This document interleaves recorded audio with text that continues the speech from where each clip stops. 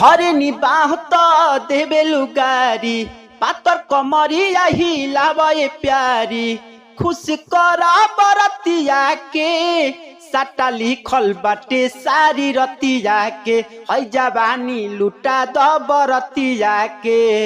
तो नमस्कार दोस्तों, आपका भाई फिर से एक लगन स्पेशल ऑर्केस्ट्रा सॉन्ग लेके ले आया जो कि बिल्कुल फुल एंड फ्री सॉन्ग है, कोई भी सिंगर इसे गा सकता है। तो वीडियो को लास्ट तक और ध्यान से देखना है। वीडियो अच्छा लगे तो वीडियो को प्लीज एक लाइक कीजिए और शेयर कीजिए और कमेंट कीजिएगा और चैनल पर नहीं तो चैनल को सब्सक्राइब कीजिएगा। अगर किसी भाई को पर्सनली सॉन्ग भी चाहिए स्क्रीन पर नंबर इस नंबर पर कॉल करके आप पर्सनल सॉन्ग भी ले सकते हैं।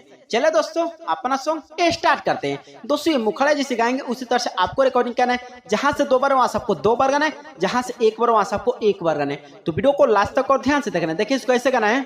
हरे धरे निबाह तो देवे लुगारी पातर कमरिया हिलावे प्यारी धरे निबाह तो देवे लुगारी पातर कमरिया हिलावे प्यारी खुश करा बरतिया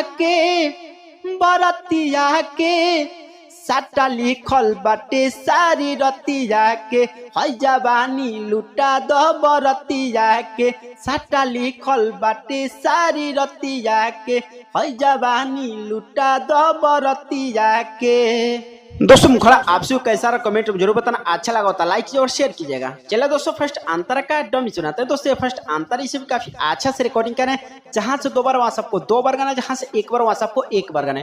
तो वीडियो को लास्ट तक और ध्यान से देखना। देखिए इसको ऐसे गाना है। अरे पैसा से तोपी दे हम तोहार जवानी लागता मन हमारे अब न मानी पैसा से तोपी दे हम तोहार जवानी लागत मन हमारे अब न मानी आना सीधे मई इजतिया के साटा लिखल बाटे सारी रतिया के खुश है जवानी लुटा द बरतिया के साटा लिखल बाटे सारी रतिया के है जवानी लुटा द बरतिया के। दोस्तों ये था फर्स्ट अंतरा, जैसे गाए हैं उसी तरह से आपको भी रिकॉर्डिंग करना है। उम्मीद करता हूँ आप सभी को अच्छा लगा। फर्स्ट अंतरा अच्छा लगा तो लाइक कीजिए और शेयर कीजिएगा। चलिए दोस्तों लास्ट अंतर का डमी सुनाते हैं। दोस्तों ये लास्ट अंतर इसमें आपको सिंगर का राइटर का जो भी अपने दोस्त का किसी का भी नाम डाल करके कोई भी सिंगर इसे गा सकते हैं।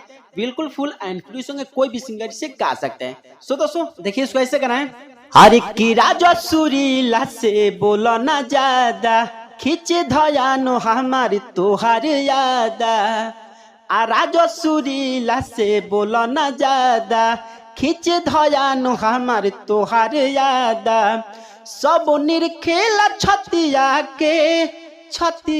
के आसाटा लिखल बाटे सारी रतिया के है जवानी लुटा द बरतिया के है जवानी लुटा द बरतिया के। दोस्तों आज का सॉन्ग लगन स्पेशल ऑर्केस्ट्रा सॉन्ग था। उम्मीद करता हूँ आप सभी को अच्छा लगा होता लाइक कीजिए और शेयर कीजिएगा। किसी भाई को पर्सनली सॉन्ग भी चाहिए स्क्रीन पर नंबर इस नंबर पर कॉल करके कम से कम चार्ज में आप सॉन्ग भी ले सकते हैं। चलिए फिर मिलते हैं नेक्स्ट वीडियो, तब तक के लिए जय हिंद, वंदे मातरम।